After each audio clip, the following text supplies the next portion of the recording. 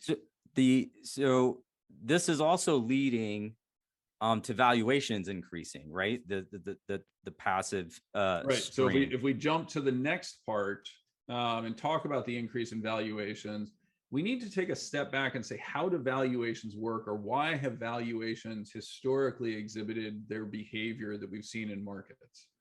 Right. And so most people will immediately say, well, interest rates, right? And they'll say, low interest rates should lead to very high valuations. And there's some truth to that, although not as much as people think. Okay. And you can point to places like Japan, for example, or Europe, where interest rates were even lower than the United States, or the 1950s in the United States, in which there was both a fantastic growth trajectory and low interest rates, and valuations were roughly a third of what they are today. Right. So we don't have a lot of historical evidence that suggests that the interest rate hypothesis is correct.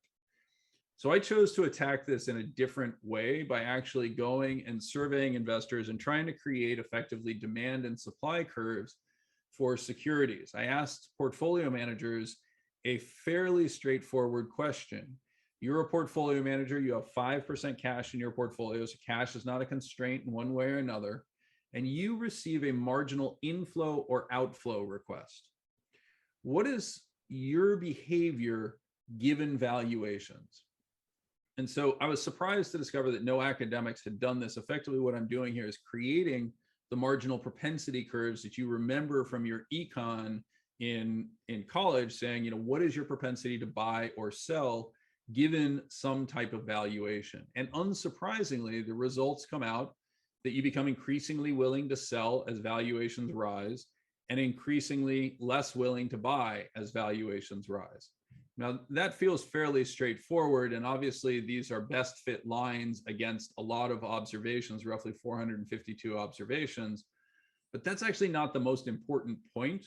The most important point is actually this intersection, right? And so when you look at this data, and again, remember, all I've done here is surveyed 450 investors, but you have a really intriguing outcome, which is that the intersection between these types of investors hits at 50-50 at almost exactly the market's historical valuation average, right? And right.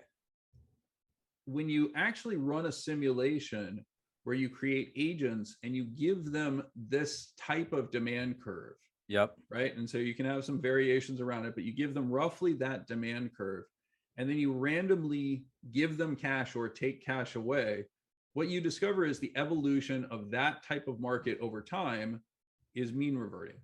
In other words, valuations remain stable. Okay. Yep.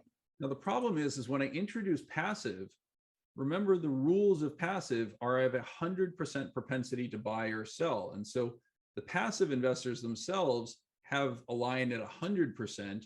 And as we add share of passive to the market behavior shifts. And so instead of being 50-50, at 50% passive, it's more like 78% is where they cross.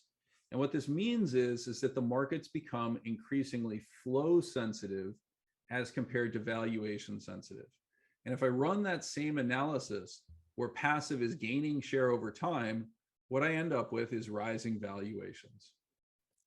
Because passive is just buying when income or when flows are coming in. Anytime money comes in, and because passive is gaining share, it's perpetually receiving cash. Right. Right. So there's a perpetual buy that is occurring under the market.